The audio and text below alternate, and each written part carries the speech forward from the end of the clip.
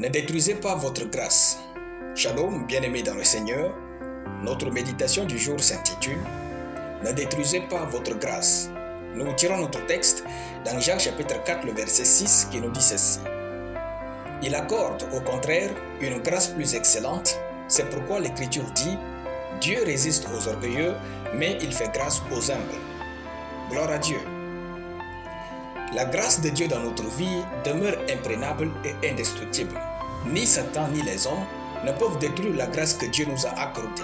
C'est un principe immuable, raison pour laquelle Dieu ne peut pas tuer Satan. Car l'onction ou la grâce que Dieu avait donnée à Lucifer était indestructible. Alors, bien que notre grâce soit indestructible, il est possible que nous ne réussissions pas. En fait, l'échec ou le succès de la grâce de Dieu qui repose dans notre vie dépend de nous. Personne d'autre que nous n'est responsable de notre succès ou de notre échec. Raison pour laquelle, veillons à ne pas rendre stérile la grâce dans notre vie.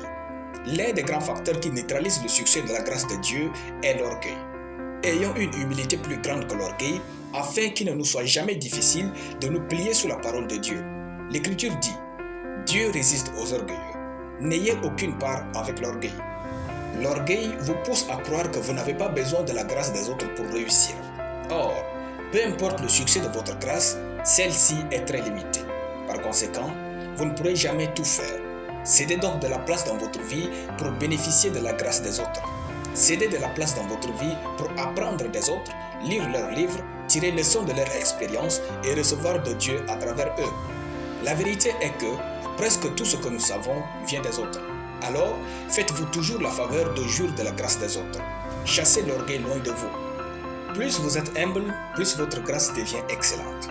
Plus votre cœur reconnaît Dieu comme le maître de votre vie, se soumet à sa parole, à son temps et à ses lois, plus grande devient l'humilité dans votre cœur. Saül avait eu la grâce d'être roi d'Israël, mais l'orgueil l'a détrôné. David était derrière les brebis en brousse et l'humilité l'a fait roi. Vasti était reine, mais l'orgueil l'a détrônée. Esther était une esclave, mais la grâce de Dieu l'a élevée avec humilité à la royauté. Plus vous êtes orgueilleux, plus vous perdez tout ce qui peut vous faire réussir votre vie, y compris vous-même. Que l'humilité vous fasse marcher dans la grâce divine avec succès. L'humilité est la chambre préférée des grands. Alléluia. Nous allons prier. Merci Père tendre et parfait.